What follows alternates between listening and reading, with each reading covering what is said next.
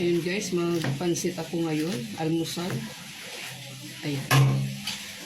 Gisa na natin mga friends, bawang.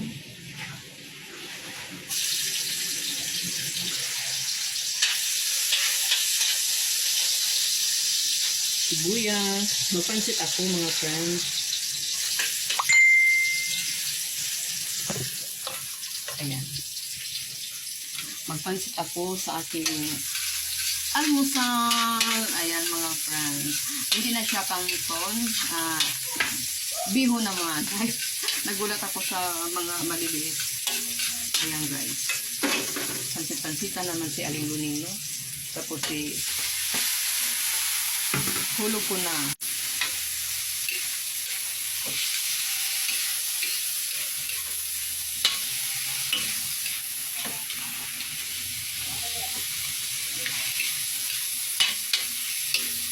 Ayan guys.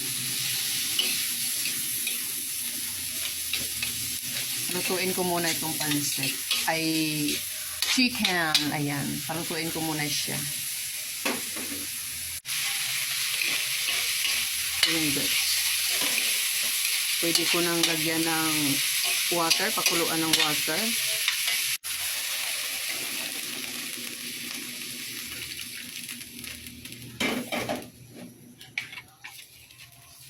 Ayan guys, pakuluan ko muna ito. Ayan guys, ang aking pansit.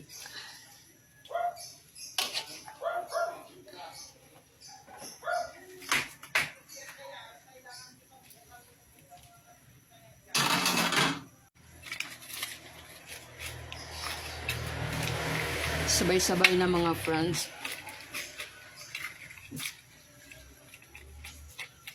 Ayan.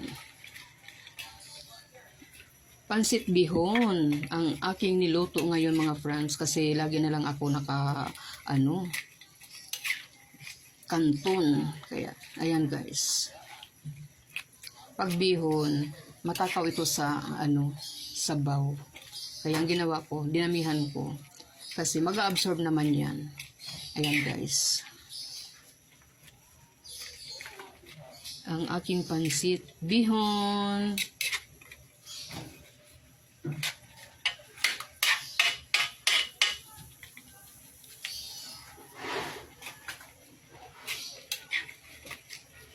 Maganda talaga mga friends pag maraming gulay, no?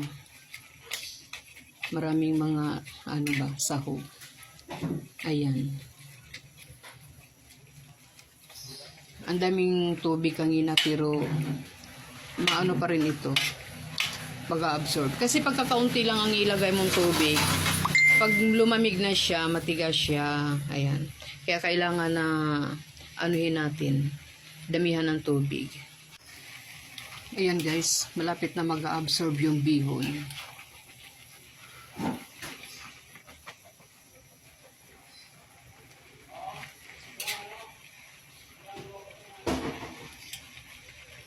Sandali lang talaga mag-absorb, no? Basta pag bihon. Pero pag kanto naman, hindi ako masyado sa tubig.